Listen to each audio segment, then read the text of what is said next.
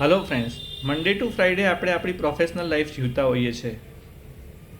હમણાં થોડા દિવસ પહેલાં જ એક ન્યૂઝમાં મને સાંભળવા મળ્યું કે સેટરડે સન્ડે વ્યક્તિએ પોતાનો સમય, પોતાનો ટાઈમ પોતાની ફેમિલી સાથે, પોતાના ફ્રેન્ડ્સ સાથે, પોતાની હોબીમાં ફાળવવો જોઈએ.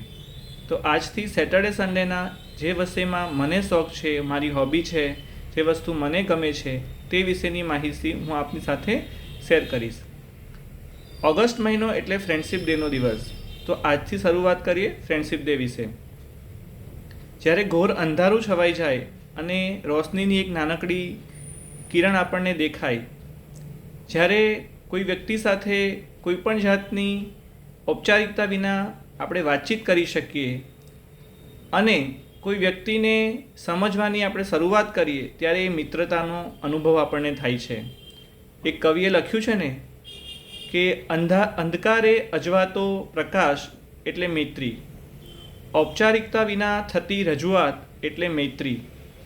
આમ તો કોઈને સમજવાનું સરળ નથી, પરંતુ કોઈને સમજવાની શુભ શરૂઆત એટલે મૈત્રી. Happy friendship day.